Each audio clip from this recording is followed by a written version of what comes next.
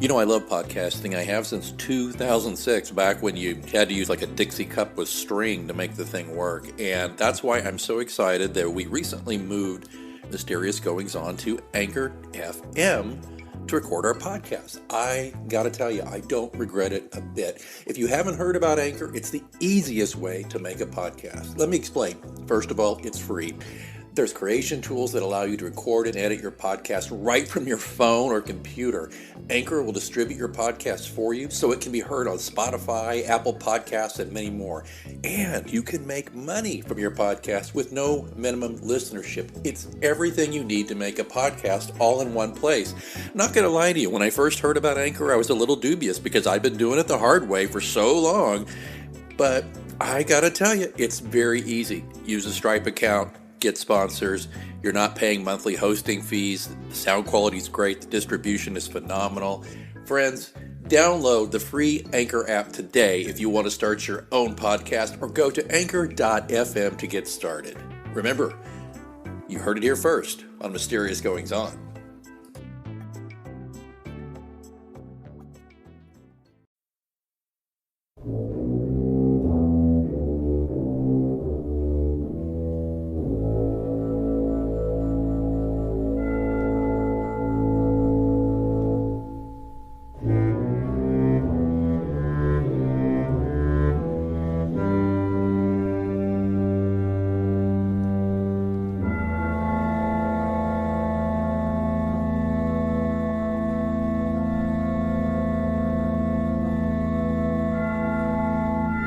Welcome to Mysterious Goings On. I am your host, J. Alexander Greenwood.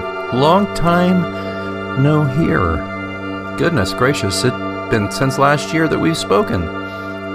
Actually, it's kind of a one-way conversation unless you talk back to the podcast. But if you do talk back, I can't hear you. But anyway, that's not the point. The point is, we have not put out a podcast since right after Thanksgiving, I believe. And this is chapter 27. That was chapter 26, and that was then. This is now. And I guess you can tell I'm a little rusty at this at the moment because I haven't recorded a show in a while. Lots of reasons I could go into. Let's see, post-election depression. That might be a good one. Holidays, then those things kick in, and that was pretty much, I was in a daze through most of the holidays. Probably doing a lot of self-medicating, like most Americans, or not most, but at least a lot. I'm also just working on my latest John Pilot mystery novel. That's been an important thing to try to nail down. I've had a lot of problems with it, and that's one thing I thought I'd talk about a little bit today, briefly on this inaugural 2017 edition of Mysterious Goings On. Don't forget, you can find the John Pilot Mysteries. Basically, Amazon is your one-stop shop. I hate to be defeatist, but really most of my sales come from Amazon. You can get everything, including paperbacks and ebooks of all of the John Pilot Mysteries from that particular location, Amazon.com. Just look for J. Alexander Greenwood. Easy to find me. That's J. Alexander Greenwood, just like it sounds. You can also find me at Barnes & Noble and Kobo and Sony and an assortment of other ebook and paperback outlets, Lulu, or you can go to Pilot's Cross, that's PILATESCROSS.com, and I'll sell you a book directly from me, and I'll autograph it to suit your order, whatever you'd like it to say. I will say it. I will write it on there. I don't care if you want me to write something just outright filthy in there. Just buy the book, and I'll write whatever you'd like in there and sign it. Well, within reason. Okay. Pilot's Rose is the next book. It's the sixth book in the... Is it the sixth book? Yeah, it'll be the sixth book in the series. And I guess I should hasten to mention that, speaking of paperbacks and books in the series, one exciting thing is that Pilot's 7, which won the Shelf Unbound award for the top 100 most notable books of 2016. It came in number 35, and unless I didn't count correctly, it was number 1 on the list of books that were collections of short stories. So this particular book, which is a collection of short stories about the John Pilot Mysteries universe, which doesn't feature John Pilot, by the way, came in number one there as far as collections of short stories. So I was very proud of that. And we initially released it as an ebook, and one thing led to another, and it just got a lot less expensive to create paperbacks using Amazon. And so my good friend, who is a tremendous author, Jason McIntyre, author of the Dovetail Cove series, is also a tremendous illustrator, and he did a wonderful cover. So we released the paperback version with a brand new cover, and then the cover was also used in the ebook. So the handmade cover I did myself, that was kind of a do-it-yourself version of a cover, which I did on purpose for Pilot 7 because I wanted that book of short stories to be very personal and just be kind of no muss, no fuss, just as good a writing as I could squeeze out, and my lowly skills as an illustrator for the cover. But Jason came in and to the rescue when I decided I was going to go with a paperback, and he did just a fantastic job. So I would recommend you check that out, and you can order that from me, or you can get it very quickly through Amazon.com. The only place you can find the paperback of that particular book is Amazon.com, by the way. So check that out. Pilots 7, that's PILATE''S numeral 7. And it is 7 short stories based in the John Pilot universe, and it came in number 35 in the Shelf Unbound magazine book of the top 100 most notable books of 2016. Okay, so Pilot's Rose, the book 6, the one that's coming after Pilot 7. So 6 will come after 7 in a way. It's kind of fun. But this is going to be a novella, and I've had more difficulty with this book than just about any other. Been a lot of start, stop, go back, rip it up, try again. I don't know if it's mental focus. I don't know if it's life. I don't know if I'm just tired. I don't know. I know what the story is, but it's hard to describe other than to tell you that it's just not, in the words of Ringo Starr, it don't come easy. Usually when I'm writing and I'm feeling really good about a story, it just kind of pours out of me, I was getting ready to say like vomit, but that's really a horrible analogy. But it does. It just pours out of me. I have no control over it. I just sit down and within a few months, I've got a book, or at least the beginnings of a book that I can start working on, revising and cleaning up, and then let my editor do his magic on. And this one, even though it's a shorter book, I'm just not having a lot of. I don't know what to tell you, other than I'm really trying very hard to get it done, because not just because I said I would do it. I mean, I know I promised this book last Halloween, and then I promised it last Christmas. I'm not just doing this because I promised. I'm doing it because I want to, and there is a story there, and it does move John Pilot along as a character and as a human being. And that, if you're a reader of the series, I think you'll know what I'm getting at. If you're not a reader of the series, John Pilot is our hero, our anti-hero, or unlikely hero, or reluctant hero, whatever you want to call him. And he's, for want of a better word, he's backsliding into some bad behaviors, and I'm not sure you're going to really understand as a reader why he's backsliding in this story, but you will see it in all its ugliness and interest. And for some, it's not ugly. For some, it's a return to form. I've mentioned in previous episodes and chapters, as we call them, of this little podcast, that fans are fairly down the middle about John Pilot. A lot of them like it that he settled down and married and has kids, and others don't. They'd like him to just lose the wife and the little ankle biters as quickly as possible. Admittedly, it's tougher to have wild adventures and sexy love interests when the character's married. So I don't know. That might be part of this. It may also be the Walter Mitty in me that is trying to live vicariously through this guy, and maybe I just feel guilty. I don't know. I'm really not sure. I thought maybe I'd share something with you, and it's a draft, and it's not been revised more than once, and it explains a little bit, I think, about Pilot's state of mind. I'm just going to read it to you and see what you think. And, if all of it's subject to change. But I thought it would be helpful for me to share it with you. I don't normally do this. I like to, as Stephen King says, I like to write with the door closed until such point as the book's ready for other people to look at it. But I thought I might just give you a little taste of where Pilot is. Just to let you know, this is taking place back in Key West with his friend Taters, the charter boat captain. It's a conversation he's having with him.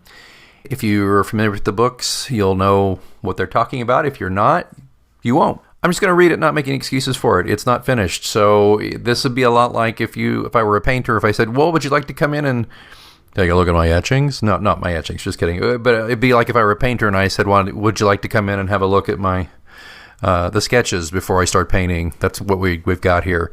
So this is an excerpt from Pilot's Rose. I will kind of read it in character, but not much. And this is a scene with John Pilot and his good friend Taters, and there might be kind of a haughty voice, and that's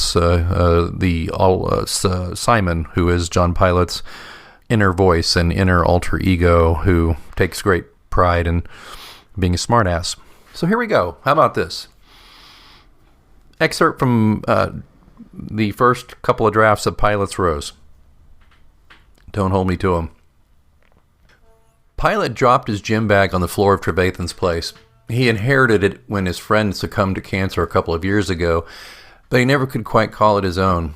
He hadn't changed the decor or anything, just stayed there as if he were a guest. It had the comforting faint scent of pipe smoke, or was it cigars and sea salt? Old man smell, Simon said. In the weeks since he left Cross Township along with his wife, daughter, and son, Pilot busied himself working on a new book in the ramshackle abode of his lost friend, but both he and Kate knew the real reason he took off. Pilot had spent little time with his pal Taters, aside from a couple of dinners and one pretty respectable drinking session. He was wary of getting in the way of his sea charter friend's preparation for heart surgery to correct a valve problem. Besides, he wanted to, and financial demands pulled at him, knock out his manuscript for his new book. Dissolute as he could be with bouts of drinking, he was focused on getting himself together. Besides CrossFit workouts with Val, a tough little spitfire of a personal trainer, he'd started psychotherapy again with Dr. Sandberg. Well, if that's the price for hanging out with Miss Yoga Pants, I guess you can go see the quack again, his inner voice Simon chided. Simon had, though, been relatively quiet, too. Taters, however, was as much a therapist as he was a friend. Now, make zero mistake, as Taters would say, Pilot enjoyed Key West, but he couldn't help but feel he'd left the best part of himself amidst the oaks in a tiny town in Nebraska. I gotta go back, Pilot said, after pushing back from a meal of surf and turf, chased with 3 martinis. Taters looked at him, concern crossing his tan, creased face. I know, he looked down at his plate. Was wondering when you'd get around to figuring that out. I miss them, Pilot said. I'm sure they miss you too, he said, glancing at Pilot while nibbling on a conch fritter and washing it down with a Modelo. I just hate it there, Pilot said. I want to live somewhere else. Will she move? He shrugged. I would have thought that she would now that money's getting ironed out. The other problem is as long as I'm here, there's a target on them. Assholes come out of the woodwork looking for some payback. Taters leaned on his forearms. I hate to be the bearer of bad news, but what's stopping assholes from going after them while you're not there? Pilot glared at Taters, who held up his hands in surrender. It's complicated, I get it. So, when you go in for that thing with his lawyer? Next week. Frechette had some shyster flying in to depose me. Can't believe that guy stole all my royalties from the book, spent half of it resort hopping on the run, and he still has the nerve to sue me for defamation because I called him a crook in the papers. Taters shook his head. Nuisance suit. Freaking hate lawyers. No argument there. So after that, you go back to Iowa? Tater said, smirking at their old joke. Close enough, yeah. Pilot smiled back. Back to Cross Township, Nebraska, if she will have me. The town or Kate? Fuck that town. I just want to get back to my girl. You're going to miss that hot trainer chick, Tater said, waggling his eyebrows. She is that. However, my friend, there comes a time in a man's life when he has to reconcile himself to the fact that he isn't getting any younger, isn't getting any better looking, or getting any other ass than what he's got at home. And you know what? Tater shrugged this time. It's okay, Pilot smiled. Shoot fire, buddy, I've known that for years, since I met Jordan. About damn time you figured that out. We'll work it out, Pilot said, Kate and me. We will work it out. I hope you do, my friend, Tater said, wiping his chin with a greasy napkin. I truly hope you do. Well, anyway, that's an excerpt from Pilot's Rose. That's a little taste. Pilot's, and it gets deeper than that. And what he's telling Taters may not be the whole truth. Taters has got a heart issue, which if you read Pilot's Blood, you know about, and getting ready to have some surgery, and Pilot doesn't want to worry his buddy. So it may not be as cut and dry as he's presenting it to his friend there in that scene. But that's the crux of it. Pilot wants out of tiny Cross Township. Kate feels moored there because of families and memories. Pilot is straining against the leash quite a bit. He wants adventure. He wants to just get his money back from the guy who stole it from him from the sales of his first book, and he wants to do things with his life. He doesn't want to be stuck. He wants to move. And boy, that sure sounds like a midlife crisis, doesn't it? Now, I don't know anything about that kind of thing. I mean, those sorts of things are completely alien to me. What about you, listener? Well, anyway, I'm working on it. The book actually is pretty close to getting that first draft in the can. I have ideas about how it's going to go and all that. I don't generally plot things out very much. I'm generally a pantser. I just kind of go by seat of my pants, but I do have an idea of the backdrop of which all of this will play out against. I guess I neglected to mention earlier, besides all the other excuses for not writing, is just that I make a living. I run my own company, and we've had a pretty down couple of months, and that's meaning that I've got to get my tail out there and really shake the trees, as I say, because basically I eat what I kill, and if I don't sell business and don't perform business, I don't get paid, and that can be difficult. And this writing lark is a lot of fun, but it almost certainly pays almost no bills whatsoever. Hell, there's some months when the royalty checks barely cover the cost of this podcast, just to be honest with you. I've had some really good sales in the past, but it's leveled off, and that's why I need to get a new book out there. So I guess I will crown that little thought with this. If you've been listening to the show and enjoy it and haven't purchased all my books, sure would appreciate it if you would. It'd be a great way to help me pay for the bandwidth to put this podcast out and to also give me a little breathing room on some other things. And if you have purchased them all, God bless you. I love you. Thank you. And why don't you tell a friend or write a review on Amazon? Take you all of 5 minutes total, just to let people know about these books and that you're enjoying it. And of course, if you know anybody who is in the film business and they'd like to option them, I'll option them cheap. All right, enough of that. I hope you're doing well. Some very challenging times right now for all of us. Even if you're very happy with how things turned out politically, our nation faces challenges, and it seems like the news is unrelentingly bleak or chaotic, at least as far as my way of thinking, which I think weighs on everybody one way or another. Or maybe you just have normal life stuff going on, and if you do, I understand that as well. I've just come off losing a family member yesterday, as a matter of fact. Not an immediate family, it's someone, extended family, who had been ill. But still, difficult to see her go. And we all face that. And life can sneak up on you. Other than that, let's see, something positive I'll leave you with. Besides, please go to pilotscross.com or amazon.com and check out my work. I'm, recording this on March 31st. This will be out by, I guess, April 1st. April Fool's to you. And yeah, I was going to play an April Fool's joke, but, those don't really hold up very well on a podcast because, if you don't listen to it on April 1st, it's just kind of lame, so I didn't do it. But anyway, precisely 8 days from tomorrow, I'll be running a half marathon, which I've been training for. That also has taken some of my time. I have to train quite a bit. I'm not getting any younger, and you have to train for a half marathon a lot. And I've had to give up my beloved kickboxing regimen. I still go to kickboxing gym several times a week, but not 5 times a week like I used to. I can only go there about 2 or 3 times a week, and then the rest of the week I'm running to prepare for this. So in about a week, by the end of the day, April 8th, I hopefully will have survived and have a medal around my neck for completing a half marathon, 13.1 miles.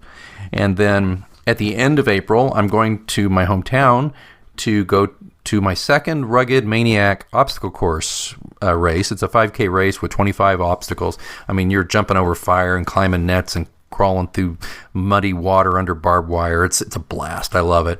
And let's see. So I'll do that at the end of April. And then in June, I'm doing with my daughter, my little girl. It's her first 5K. We're going to do a daddy-daughter 5K. And then way towards the end of, getting towards the end of the year in September, I'll do another Rugged Maniac, this one here in town.